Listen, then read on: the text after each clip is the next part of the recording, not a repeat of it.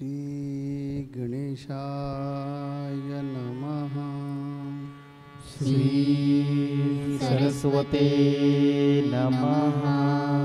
श्री गुरुभ्यो नमः। जगद्गुरु नरेंद्राचार्य महाराज की जय। सद्गुरु काडसिद्धेश्वर महाराज की जय। संत शिरोमणी गजानन महाराज की जय। आद्य जगद्गुरु रामानंदाचार्य महाराज की जय।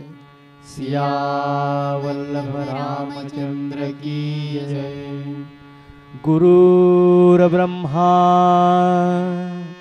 गुरुर्विष्णु गुरुर्देवो महेश्वरा। गुरुर्साक्षात् परब्रह्म तस्मै श्री गुरवे नमः। सार्थ श्रीमद्दासबोध दशक 10वा समास 9वा। पुरुष प्रकृती श्रीराम आकाशी वायो जाला निर्माण तैसे ब्रह्मी मूळ माया जाण। त्या वायोमध्ये त्रिगुण आणि पंचभूते वायो जाणीव जगज्योती तयास मूळ माया म्हणती। पुरुष आणि प्रकृती याचेच नाव वायोस म्हणती प्रकृती आणि पुरुष म्हणती जगज्योती। पुरुष प्रकृती शिवशक्ती याचेच नाव। वायोमध्ये जाणीव विशेष तोची प्रकृतीमध्ये पुरुष। ये गोष्टीचा विश्वास धरिला पाहिजे। वायो शक्ती जाणीव ईश्वर अर्धनारी नटेश्वर। लोक म्हणती निरंतर येणे प्रकारे वायोमध्ये जाणीव गुण तेची ईश्वराचे लक्षण। तयापासून त्रिगुण पुढे झाले। पुंडलिक वरदे हरे विठ्ठल। श्री ज्ञानदे तुकाराम। पंढरीनाथ महाराज की जय। जगद्गुरु नरेंद्राचार्य महाराज की जय। परम वंदनीय परमश्रद्धेय जगद्गुरु श्री माऊलींचरणी नतमस्तक होऊन आज संत संघाला उपस्थित गुरुबंधू गुरुभगिनी श्री गुरुदेव। आपण मागच्या आठवड्याच्या संत संघामध्ये प्रचिती निरूपण या समासात आपण निरूपण ऐकलं होतं।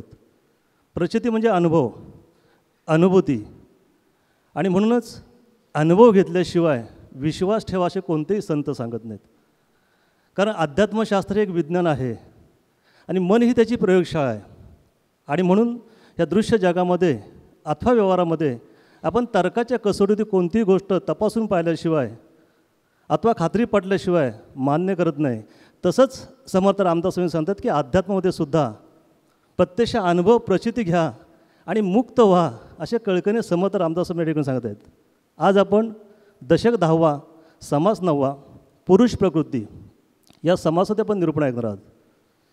या समासामध्ये उत्तर पूर्वार्धामध्ये 1 ते 19 ओव्यांपर्यंत पुरुष प्रकृतीचे स्वरूप सांगितलेलं आहे आणि 20 ते 26 ओव्यांपर्यंत देव देवता दैवते जाणीव हे यांचं स्वरूप याच्यामध्ये सांगितलेलं आहे।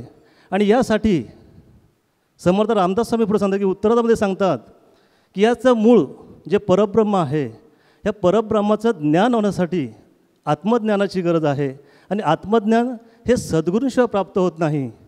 आणि म्हणूनच आपण प्रथम या ठिकाणी पूर्वार्धामध्ये आपण पुरुष प्रकृती म्हणजे काय ते आपण या ठिकाणी पाहूया।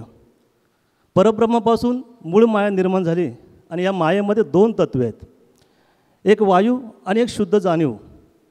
वायूला समर्थ रामदास स्वामी प्रकृती म्हणतात तर शुद्ध जाणीवला पुरुष म्हणतात। वायू ही शक्ती आहे आणि शुद्ध जाणीव ही ईश्वर आहे. आणि म्हणून या ठिकाणी या जाणीवेमध्ये वायू आणि जाणीव यांच्या एकत्रीकरणालाच समर्थ रामदास स्वामी अर्धनारी नटेश्वर आणि यालाच पुरुष प्रकृती असं म्हटलेलं आहे. आणि या मायेमधून 3 गुण म्हणजे रज तम आणि सत्व आणि पंचमहाभूते अशी अष्टधा प्रकृती अतिसूक्ष्म अशी निर्माण झाली. आणि या अष्टधा प्रकृतीपासून नाना पशुपक्षी निर्माण झाले. तीच 184 योनी. यामध्ये असं सांगितलं की मायेने सृष्टी निर्माण झाली भाविको. परंतु जसं वडाच्या बीमध्ये एवढं मोठं झाड असतं, परंतु आपण जर बी फोडली तर त्याच्यामध्ये आपलं झाड पाहायला मिळत नाही. तसं मायेचा पसारा दिसतो आहे, परंतु या मायेमध्ये ही जीवसृष्टी संपूर्ण निर्माण झाली. पण या मायेमध्ये एक जगज्योती धरा आहे. किती शुद्ध जाणीव. या शुद्ध जाणीवला ईश्वर म्हटलेलं आहे, परमेश्वर म्हटलं आहे, परब्रह्म म्हटलेलं आहे. आणि या समासामधीला जगज्योती असं म्हटलेलं आहे. आणि तेच परब्रह्म, या मूळ परब्रह्माचं आपलं ज्ञान झालं पाहिजे. यासाठी समर्थ रामदास स्वामी सांगतात, भाविको तुम्हा आम्हाला की स्वस्वरूपाची ओळख करून घ्या. मग स्वस्वरूपाची ओळख फक्त आणि फक्त सद्गुरूच करून देऊ शकतात. कारण सद्गुरू इतके श्रेष्ठ आहेत. आपण मागच्या आठवड्यात संत संघामध्ये ऐकलं या ठिकाणी की सद्गुरून श्रेष्ठ तुझ्या नाही कोण, म्हणून त्याशी विभक्त राहू नये. कारण सद्गुरूंच्या सानिध्यामध्ये राहिलं पाहिजे, सद्गुरूंच्या सहवासामध्ये राहिलं पाहिजे. त्यांच्यापासून दूर किंवा विभक्त राहून चालणार नाही. आणि म्हणूनच सद्गुरू महिमासुद्धा इतका अपरंपर आहे की या सद्गुरूंच्या महिमाचं वर्णन करताना वेदसुद्धा थकले. इतकं सद्गुरूंचा महिमा अपरंपर आहे. आणि म्हणून या समासामध्ये जाणीव म्हणजे ईश्वर. आणि ह्या ईश्वरापासूनच 3 गुण निर्माण झाले, रज तम आणि सत्व. रज आणि तम कसे गुण आहेत आपल्या माऊलीने प्रत्येक वेळा वारंवार आपल्या प्रवचनातनं सांगितलेलं आहे. आणि त्यामध्ये जे सत्वगुण आहे तो शुद्ध जाणीवेचं स्वरूप आहे.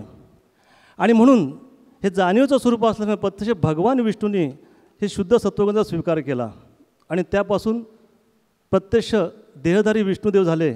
आणि त्यांच्या अंशाने हे जग चालतं असं भगवद्गीतेमध्ये सांगितलेलं आहे. आणि म्हणूनच या ठिकाणी आपले माऊलीसह वारंवार तेच सांगतात की चराचर म्हणजे चैतन्य जे परब्रह्म आहे, याचं जोपर्यंत आपलं ज्ञान होत नाही तोपर्यंत आपल्याला ते मूळ जे आहे, जे परब्रह्म आहे हे सत्य वाटणार नाही. आपण मायेलाच या ठिकाणी सत्य मांडणार. आणि म्हणून सांगितलं की जे भाविक मुळापर्यंत याचा विचार करतील ते मायेमध्ये गुंतले असले तरीसुद्धा ते मुक्त होतील असे समर्थ रामदास स्वामी या ठिकाणी म्हणतात. परंतु ही जी जाणीव जी आहे ते ईश्वर, हा ईश्वरचा हा जाणीव जो गुण आहे, ही जाणीव सर्वत्र सारखीचप्रमाणे वाटलेली आहे. ह्या जाणीवेचा प्रत्येक प्राण्यांमध्ये भाविको तुमच्या आमच्यामध्ये सुद्धा ही जाणीव खेळते की तो अंश तुमच्या आमच्यामध्ये सुद्धा आहे. आणि म्हणून तो चालवणारा, बोलवणारा, वदवून घेणारा तो सर्वस्व तोच आहे. बघा ना, रात्री झोपलं तर आपलं उठवणं असं तोच आहे. आणि म्हणून त्या जाणीवेचं आपल्याला ज्ञान झालं पाहिजे. हे जे पशुपक्षी प्राणी जे आहेत, अगदी कीड मुंगीपासून सगळे जे प्राणी जे आहेत हे सुद्धा जाणीवेमुळेच पळतात, वाचतात, लपतात, दडतात. जोपर्यंत ही जाणीव आतमध्ये आहे तोपर्यंत भाविको ह्या देहाला किंमत आहे. ज्या दिवशी ही जाणीव निघून जाईल, ही जाणीव म्हणजेच ईश्वर, परब्रह्म, परमात्मा आपल्यामध्ये, आपण त्याला आत्मा असं म्हणतो या ठिकाणी. ही जाणीव ज्या दिवशी निघून जाईल त्या दिवशी मग पशुचा देह असो, प्राण्यांचा देह असो किंवा भाविको तुमचा आमचा देह असो, हा जागेवरती मरून पडणार आहे.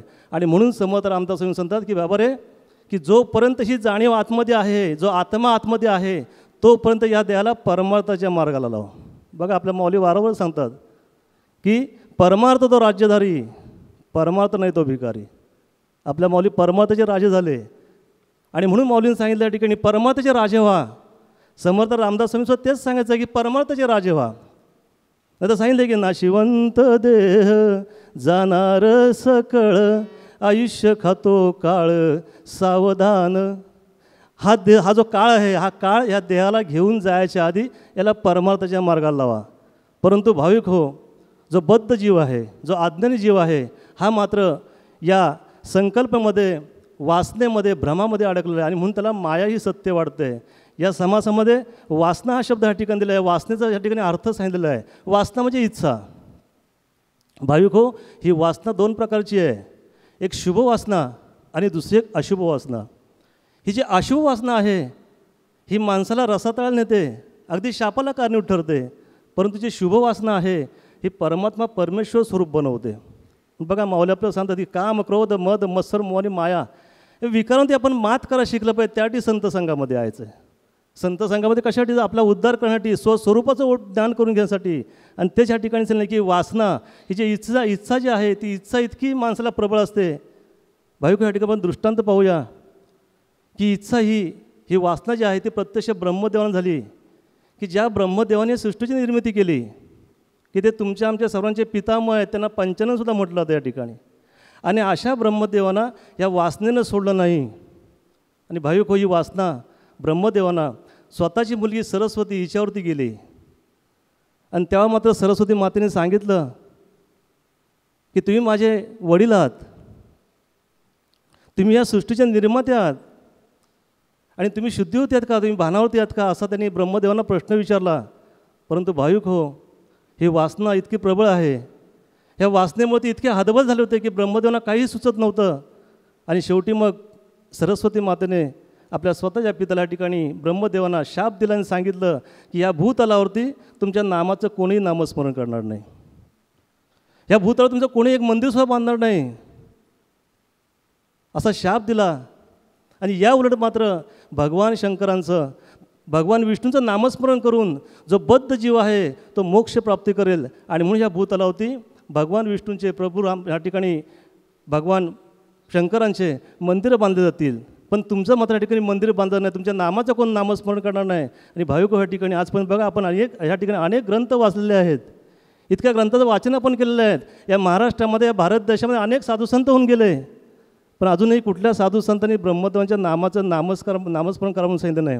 आपल्या माऊलींसुद्धा या ठिकाणी, मला तर 17-18 वर्ष झाली माऊलींच्या सानिध्यामध्ये, पण मी कधी ह्या ठिकाणी अजूनपर्यंत ऐकलं नाही की माऊलींनी ब्रह्मदेवाचं नामाचं नामस्मरण करा म्हणून सांगितलं असं. आणि त्यामुळे ते शापाला कारणीभूत ठरले भाविको. पण जर शुभवासना असेल तर परमात्मा स्वरूप होतो. बघा ज्ञानोबा आहे आणि निवृत्तीनाथ हे तीर्थयात्रा करत करत पैठणला आले.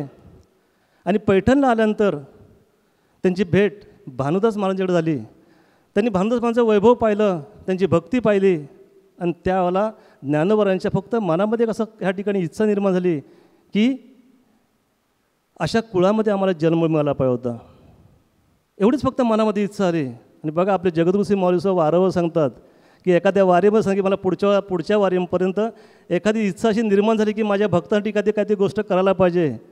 त्यावेळेला ही इच्छा माऊलींच्या मनावर निर्माण तर माऊली सांगतात की माझी इच्छा पुढच्या वारीपर्यंत माझे सद्गुरू काडसिद्धेश्वर महाराज आणि माझे संत शिरोमणी गजानन महाराज ती इच्छा पूर्ण करतात. हिला शुभवासना म्हटली, शुभ इच्छा या ठिकाणी आहे. आणि तशी ज्ञानेश्वर माऊलींना झाली, ज्ञानोबारांना झाली. आणि म्हणूनच या शुभवासनेमुळंच ज्ञानोबराय पैठणमध्ये संत एकनाथ महाराजांच्या रूपामध्ये पुन्हा जनकल्याणासाठी त्यांचा पुन्हा पैठणमध्ये अवतार झाला. भाविक सांगायचं या ठिकाणी काय तर आपण भगवंताकडे, आपल्यासुद्धा जगद्गुरू श्री माऊलींच्याकडे आपण शुभवासनेची मागणी करायची आहे.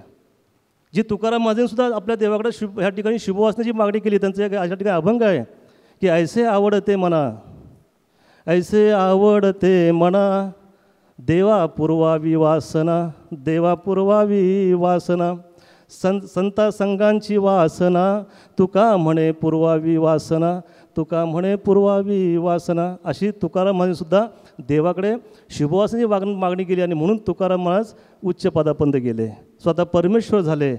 आणि म्हणून उत्तरार्धामध्ये समर्थ रामदास स्वामी सांगतात ठिकाणी की या समासामध्ये देव, देवता, दैवते आणि भूते ही सुद्धा ह्या जाणीवीपासूनच म्हणजे परब्रह्मापासून निर्माण झालेली आहेत.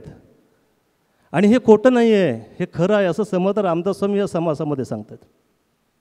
परंतु हे वायू स्वरूपामध्ये असल्यामुळं ही सतत वातावरणामध्ये फिरत असतात आणि ते त्यांच्या स्वतःच्या ताकदीवरती ह्या ठिकाणी त्याची रूपं बदलत असतात. आणि म्हणून हे अंतरात्मे, हे जीवात्मे जे आहेत, हे जीवात्मे ज्ञानी किंवा भक्त माणसाला कधी त्रास देत नाहीत. कारण का भाविक माहिती आहे की ज्ञानी माणसाकडं संकल्प, वासना ही शिल्लकच राहिली नसते, परंतु अज्ञानी जीवाकडे मात्र भाविको ही वासना, संकल्प, भ्रम हे सगळे असतात. आणि म्हणून हे जीवात्मे या अज्ञानी माणसाला त्रास देतात. आणि म्हणून समर्थ रामदास म्हणतात की यासाठीच की तुम्ही आम्ही आत्मज्ञानाकडे गेलं पाहिजे, आत्मप्रचिती आपल्याला आली पाहिजे. मग आत्मज्ञान, हे आत्मज्ञान फक्त आणि फक्त आपल्या सद्गुरूच कोण देऊ शकतात. मागच्या आठवड्याच्या संत संगमात ताईंनी सांगितलं की जो स्वानंदाचा गाभा आहे तो स्वानंदाचा गाभा सद्गुरूंच्याकडे आहे. आणि हा स्वानंदाचा गाभा सद्गुरू आपल्या भक्ताला, आपल्या शिष्याला ज्यावेळेला देतात म्हणजे आत्मज्ञानाची प्रचिती करून देतात, आत्मसाक्षात्रीच्या प्रचिती करून देतात. तेव्हाच आपल्या माऊलींनी सांगितलेलं आहे की हेच मला करायचं आहे, माझ्या जन्माचं त्या ठिकाणी मला हेच सांगायचं आहे की असे असंख्य नरेंद्र महाराज मला या ठिकाणी तयार करायचे आहेत. केव्हा? जेव्हा आत्मसाक्षात्कार होईल तेव्हा, आत्मज्ञान होईल तेव्हा, आत्मप्रचिती होईल तेव्हा. आणि म्हणून भाविक हो, ही आत्मज्ञान किंवा ही आत्मप्रचिती मला नव्हे हां, आत्मसाक्षात्कार ज्यावेळी माझ्या भक्तांना होईल त्यावेळी खऱ्या अर्थानं आमचं जे योगदान आहे ते यशस्वी झालं असं मी समजेन. कारण प्रत्येक गुरुची अपेक्षा असते की आपल्यासारखा किंबहुना आपल्यापेक्षाही श्रेष्ठ निर्माण व्हावा. या समासाकडे आपण परत वळूया जरा. या समासामध्ये समर्थ रामदास स्वामींनी प्रकृती पुरुष सांगितलेला आहे. त्याच्या अगोदर आपल्याला सांगितलं की त्यांनी सगुण उपासना सांगितली. नंतर त्यांनी सगुण उपासना तुम्ही करा, ही सगुण उपासना केल्यामुळे आपण देवाच्या जवळ जाऊ, आपला भ्रम निघून जाईल. हा भ्रम निघून जाण्यासाठी भजन करा, पूजन करा. नंतर मग त्यांनी गुरूंकडे जा म्हणून सांगितलं. कारण ही जी सृष्टीची निर्मिती झालेली आहे, ही सृष्टीची निर्मितीच मुळात मायेमुळे झालेली आहे. ब्रह्मदेवाला एक दिवशी अशाच प्रकारे मायेनं ग्रासलं. ब्रह्मदेव म्हणजे तुम्ही समजता तो ब्रह्मदेव नाही, ज्याला परमात्मा म्हणूया आपण. त्याला एक दिवशी असं राहून राहून वाटायला लागलं. आपण कसं की गप्प असलो की आपल्याला कधी कधी मनामध्ये आपले विचार येतात, तसं ब्रह्मदेवाच्या मनामध्ये किंवा ब्रह्माच्या त्या परब्रह्माच्या मनामध्ये, ब्रह्मदेव नको म्हणूया, परब्रह्माच्या मनामध्ये असा विचार आला की असं असतं तर, आणि सृष्टीचा जन्म झाला. कारण तिथे माया निर्माण झाली आणि या मायेपासून आणि या परब्रह्माच्या संकल्पापासून या सृष्टीची निर्मिती झाली. म्हणून आम्ही सर्व साधू संत सांगतो की पिंडी ते ब्रह्मांडी, जे ब्रह्मांडात आहे तेच पिंडामध्ये आहे. आणि प्रत्येक जो देह आहे, हा देह पंचतत्व आणि 3 गुण असा अष्टदा प्रकृतीपासून झालेला आहे. त्यामुळे प्रत्येक जीवाकडे राग, लोभ, मोह, माया ह्या सगळ्या गोष्टी असणारच. याच्यापासून आपल्याला कुणाला सुटका नाही आहे. यातून सुटका जर करून घ्यायची असेल तर आपण या मायेच्या बाहेर येण्यासाठी सद्गुरूंना जाऊन झोंबलं पाहिजे, सद्गुरूंना जाऊन बिलगलं पाहिजे. जसं जातळी जी असते, त्या जातळ्याला 2 पॅड असतात. खाली एक खुंटा असतो बारीकसा आणि वरती एक खुंटा असतो. वरचा खुंटा धरून ती बाई फिरवत असते आणि वरच्या पॅडामध्ये वरच्या जातळीमधून धान्य घातलं जातं आणि ते फिरवल्यामुळे त्याचं पीठ होऊन बाहेर पडतं. पण जे आतल्या खुंट्याला चिपकून बसतं त्याचं टरपली निघत नाही. तसं या भवसागरातून आपल्याला योग्य बिनचूक मार्ग समजायला पाहिजे असेल तर सद्गुरूंशिवाय तरणोपाय नाही. जन्म मरणाचे फेरे चुकती नाही मानवा, राजा असोन रंक यम सोडीना त्याला. आणि म्हणून याच्यातून सगळ्यांची जर सुटका व्हायला पाहिजे तर शेवटच्या कडव्यामध्ये मी सांगितलं आहे की ध्यानी घे जरा अरे, काळाचे चुकवण्या फेरे, नरेंद्र म्हणे आता जा रे, ठोकव आता संतांचे दारे. संतांचं दार कुठे ठोकवायचं असतं? या संत संघामध्ये. आणि म्हणून नेहमी संत संघाला यायचं. परत आपल्याला वारंवार सांगण्याची गरज नाही, संत संघाला या, संत संघाला या, संत संघाला या. मला एवढंच कळतं, तुम्ही जर माझे आहात तर माझ्यासाठी याल. त्यामुळे याच्यातच सगळं आलेलं आहे. म्हणून मी पुढे काही बोलत नाही आणि इथे आपली रजा घेतो. पुढच्या आठवड्यात मात्र तुम्हाला भेटण्यासाठी जरूर येतो. श्री गुरुदेव. जगद्गुरु नरेंद्राचार्य महाराज की जय. सद्गुरु काडसिद्धेश्वर महाराज की जय. संत शिरोमणी गजानन महाराज की जय. आद्य जगद्गुरु रामानंदाचार्य महाराज की जय. सिया वल्लभ रामचंद्र की जय.